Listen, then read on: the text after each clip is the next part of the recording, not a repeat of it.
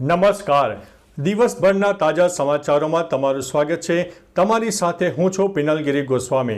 સમાચારો વિસ્તારથી જાણીએ એ પહેલા મહત્વના સમાચારો ઉપર એક નજર. નમસ્કાર મિત્રો આજે તારીખ 19 ફેબ્રુઆરી 2025 વાર છે બુધવાર. ત્યારે આજની વિડીયોમાં વાત થશે ગુજરાતના 2.15 કરોડ ખેડૂતોને મળ્યા છે સોઇલ હેલ્થ કાર્ડ. ત્યારે આગળ વાત થશે ચૂંટણી હારી ગયા તો કેસરિયા કરી લીધા છે.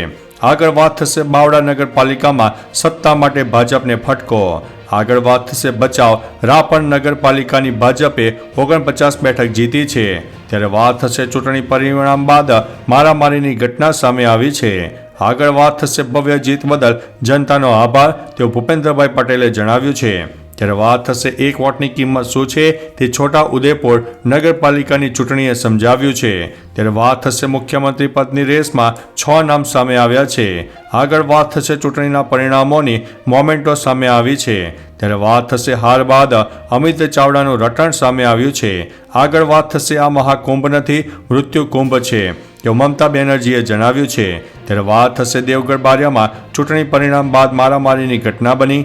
ત્યારે આગળ વાત થશે સસ્પેન્ડેડ ઉમેદવાર અપક્ષમાંથી જીત્યા છે. ત્યારે વાત થશે ધારાસભ્ય હારી જતા સાંસદે ડાન્સથી જશ્ન મનાવ્યો હતો. વાત છે જૂનાગઢની. ત્યારે આગળ વાત થશે સંગમનું પાણી સ્નાન માટે યોગ્ય નથી તેવા સમાચાર સામે આવી રહ્યા છે. હવે મિત્રો સમાચારો વિસ્તારથી. મહાકુંભમાં લગભગ 55 કરોડ ભક્તોએ સંગમમાં ડૂબકી લગાવી. કેન્દ્રીય પ્રદૂષણ નિયંત્રણ બોર્ડે ગંગા અને યમુના નદીઓના પાણીની ગુણવત્તા અંગે NGTને એક અહેવાલ આપ્યો છે. બંને નદીઓનું પાણી સ્નાન માટે યોગ્ય નથી. સંગમના કિનારે લેવામાં આવેલા નમૂનામાં 1 મિલીમીટર પાણીમાં ફેકલ કેલિફોર્મ બેક્ટેરિયાની સંખ્યા 100 ને બદલે 2000 જોવા મળી. આ પાણીનો ઉપયોગ શુદ્ધિકરણ અને જીવાણુ નાશ ક્રિયા વિના કરી શકાતો નથી. મિત્રો અન્ય મહત્વના સમાચારની વાત કરીએ તો ધારાસભ્ય હારી જતા સાંસદે ડાન્સથી જશ્ન મનાવ્યો. જૂનાગઢ નગરપાલિકાની ચૂંટણીમાં ધારાસભ્ય ચૂંટણી હારી જતા જીતનો જશ્ન ડાન્સ કરીને સાંસદે મનાવ્યો હતો. સ્થાનિક સ્વરાજ્યની ચૂંટણીના પરિણામો જાહેર થયા. તેમાં જૂનાગઢ ચોરવાડમાં ધારાસભ્ય વિમાલ ચુડાસમાની હાર થઈ હતી. આથી સાંસદ રાજેશ ચુડાસમાએ જશ્ન મનાવ્યો અને ડાન્સ પણ કર્યો. વિમલ ચુડાસમાએ વોર્ડ નંબર 8માં હારી ગયા હતા. આ સાથે ચોરવાડ નગરપાલિકા પર ભાજપ સત્તામાં આવ્યું છે. મિત્રો અન્ય મહત્વના સમાચારની વાત કરીએ તો સસ્પેન્ડ ઉમેદવાર અપક્ષમાંથી જીત્યા. રાજ્યમાં સ્થાનિક સ્વરાજ્યની ચૂંટણીના રિઝલ્ટ જાહેર થયા. સવારથી જ પરિણામો આવવા લાગ્યા હતા અને બદલાવો પણ જોવા મળ્યા હતા. ખાસ કે પાટણના ચાણસ્મા નગરપાલિકાના અપસેટ સર્જાયો હતો, જેમાં ભાજપમાંથી સસ્પેન્ડ કરવામાં આવેલ પુરુષોત્તમભાઈએ અપક્ષ ઉમેદવારી નોંધાવી હતી અને તેમનો વિજય થયો. તેમણે વોર્ડ નંબર 5માંથી પોતાની ઉમેદવારી નોંધાવી હતી. તેઓ ચાણસ્મા શહેરના ઉપપ્રમુખ હતા. અપક્ષમાંથી ફોર્મ ભરતા વિજયી થયા છે. મિત્રો અન્ય મહત્વના સમાચારની વાત કરીએ તો દેવગઢ બારિયામાં ચૂંટણી પરિણામ બાદ મારામારીની ઘટના સામે આવી છે. દેવગઢ બારિયા નગરમાં ચૂંટણી પરિણામને લઈને બબાલ થઈ. દેવગઢ બારિયાના કાપડી વિસ્તારમાં થઈ હતી બબાલ. એક જ જૂથના 2 જૂથ વચ્ચે માથાકૂટ થવા પામી હતી. ચૂંટણીનું પરિણામ જાહેર થતાં કેટલાક લોકોએ પથ્થરમારામાં 3થી વધુ લોકોને ઈજા થઈ અને કાપડી વિસ્તાર પોલીસ છાવણીમાં ફેરાઈ ગયું. મિત્રો અન્ય મહત્વના સમાચારની વાત કરીએ તો આ મહાકુંભ નથી મૃત્યુ કુંભ છે. પશ્ચિમ બંગાળના CM મમતા બેનર્જીએ મહાકુંભને લઈને વિવાદાસ્પદ નિવેદન આપ્યું છે. તાજેતરના અકસ્માતોનો ઉલ્લેખ કરીને તેમણે મહાકુંભને મૃત્યુનો કુંભ ગણાવ્યો છે.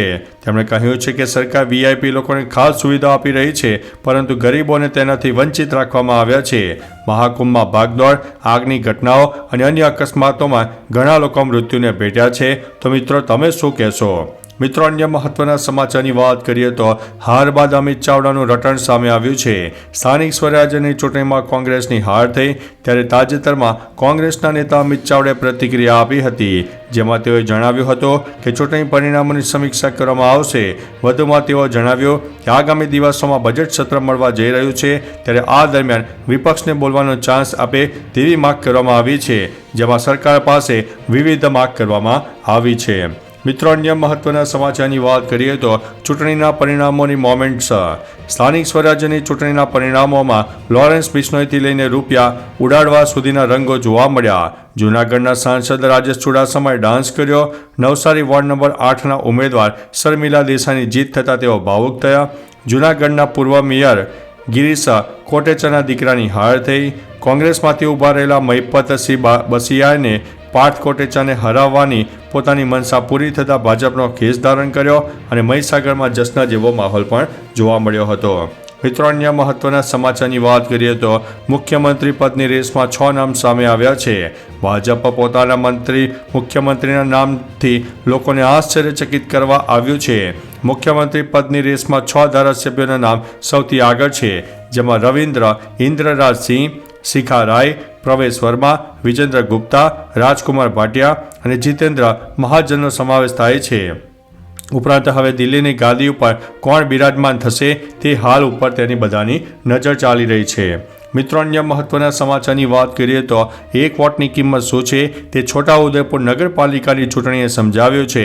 છોટાઉદેપુર નગરપાલિકા વોર્ડ નંબર 5માં સમાજવાદી પાર્ટીના ઉમેદવાર મુફીસ શેખનો ફક્ત 1 જ વોટથી વિજય થયો છે, ત્યારે સમર્થકોમાં ખુશીનો લહેર જોવા મળી હતી. છોટાઉદેપુર નગરપાલિકામાં કુલ 7 વોર્ડની 28 બેઠકો પર ચૂંટણી યોજાઈ હતી, જેમાં ભાજપના ભાગે 8, સમાજવાદી પાર્ટી 6 અને બહુજન સમાજવાદી પાર્ટીના 4 તેમજ કોંગ્રેસના ખાતામાં 1 અને અન્ય ખાતામાં 9 બેઠકો ગઈ હતી. મિત્રો, અન્ય મહત્વના સમાચારની વાત કરીએ તો ભવ્ય જીત બદલ જનતાનો આભાર, જેવું ભૂપેન્દ્રભાઈ પટેલે જણાવ્યું છે. રાજ્યના મુખ્યમંત્રી ભૂપેન્દ્રભાઈ પટેલે ભારતીય જનતા પાર્ટીની જીત બદલ નાગરિકોનો આભાર માન્યો છે. ભાજપા એટલે ભારતીય પરંપરાના શાશ્વત મૂલ્યોને જાળવીને જનજનને સ્પર્શતા સર્વાંગીકરણ વિકાસની ગેરંટી. તેઓએ જણાવ્યું છે કે ગુજરાતમાં પણ છેલ્લા 2.5 દાયકાથી સુખ, શાંતિ, સમૃદ્ધિ અને રાજકીય સ્થિરતાનું એક અભૂતપૂર્વ વાતાવરણ સર્જાયું છે. મિત્રો, અન્ય મહત્વના સમાચારની વાત કરીએ તો ચૂંટણી પરિણામ બાદ મારામારી. વાંકાનેર મહાનગરપાલિકાની ચૂંટણી પરિણામ બાદ ભાજપ અને આપના કાર્યકરો આમને સામને આવી ગયા. બંને વચ્ચે મારામારી થઈ હોવાના સમાચાર આવ્યા. વોર્ડ નંબર 6ના ભાજપના ઉમેદવાર તરફથી આપના ઉમેદવારની દુકાન સામે ફટાકડા ફોડતા મામલો બગડ્યો હતો અને મારામારી થઈ હતી. ફટાકડા ફોડવા બાબતે માથાકૂટ થતાં પોલીસ સ્થળ ઉપર પહોંચીને મામલો થાળે પાડ્યો હતો. મિત્રો, અન્ય મહત્વના સમાચારની વાત કરીએ તો ભચાઉ રાપર નગરપાલિકાની ભાજપે 49 બેઠકો જીતી છે. કચ્છ જિલ્લાના વાગડ વિસ્તારના ભચાઉ અને રાપર નગરપાલિકા ચૂંટણીમાં ભાજપનો વિજય થયો છે અને તાલુકા પંચાયતની 3 બેઠક પર પણ ભગવો લહેરાયો છે. 2 નગરપાલિકાની 56 બેઠકો પૈકી ભચાઉની તમામ 28 બેઠક અને રાપર નગરપાલિકાની 28 બેઠક પૈકી 21 બેઠક ભાજપે કબજે કરી છે, જ્યારે 7 બેઠક પર કોંગ્રેસ વિજેતા થયું છે. મિત્રો, અન્ય મહત્વના સમાચારની વાત કરીએ તો બાવડા નગરપાલિકામાં સત્તા માટે ભાજપને ફટકો. ભાજપના ગઢ સમાન અમદાવાદના બાવડા નગરપાલિકામાં બહુમતી માટે ભાજપને ફટકો પડ્યો છે. આ બેઠક પર કોઈ પક્ષની બહુમતી મળી નથી, જેમાં કુલ 28 પૈકી 14 બેઠકો ભાજપ પાસે જ્યારે કોંગ્રેસ પાસે 13 અને 1 બેઠક બહુજન પાર્ટીના ફાળે આવી છે. આવા સંજોગોમાં બહુજન સમાજ પાર્ટી બાવડા નગરપાલિકામાં કિંગ મેકર બની શકે કે શું તે તમે જણાવશો. મિત્રો, અન્ય મહત્વના સમાચારની વાત કરીએ તો ચૂંટણી હારી ગયા તો કેસરિયા કરી લીધા. જૂનાગઢ મહાનગરપાલિકાની ચૂંટણીમાં વોર્ડ નંબર 9ના કોંગ્રેસના હારેલા ઉમેદવારે હારનો પોટલો કોંગ્રેસ ઉપર ઢોળ્યો.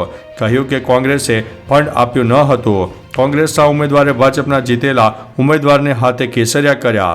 આકાશ કટારે મહિપાલસિંહ બસિયાને ભાજપનો ખેસ પહેરાવ્યો. જીતના ભાજપના ઉમેદવાર આકાશ કટારા તેમના નાના ભાઈ છે. મિત્રો, અન્ય મહત્વના સમાચારની વાત કરીએ તો ગુજરાતના 2.15 કરોડ ખેડૂતોને મળ્યા છે soil health card. CM Bhupendrabhai પટેલના દ્રઢ નેતૃત્વ હેઠળ કૃષિ ક્ષેત્રે સતત પ્રગતિ કરી રહ્યું છે. ખેડૂતોની આવક વધારીને તેમને સશક્ત બનાવવા માટે તેમજ કૃષિ પાકોની ઉત્પાદકતા વધારવા માટે રાજ્ય સરકારે અનેક ખેડૂતલક્ષી યોજનાઓ અમલી બનાવી છે. સ્વાસ્થ્ય ધરા ખેત હરા ના મંત્ર સાથે લાગુ કરવામાં આવેલી સોઇલ હેલ્થ કાર્ડ યોજના હેઠળ આજ સુધીમાં ગુજરાતના 2.15 કરોડ ખેડૂતોને સોઇલ હેલ્થ કાર્ડ જારી કરવામાં આવ્યા છે. તો ચાલો મિત્રો, ફરીથી દેશ અને દુનિયાના સુપરફાસ્ટ સમાચાર લઈને મળતા રહીશો. ત્યાં સુધી અમને રજા આપશો. નમસ્તે.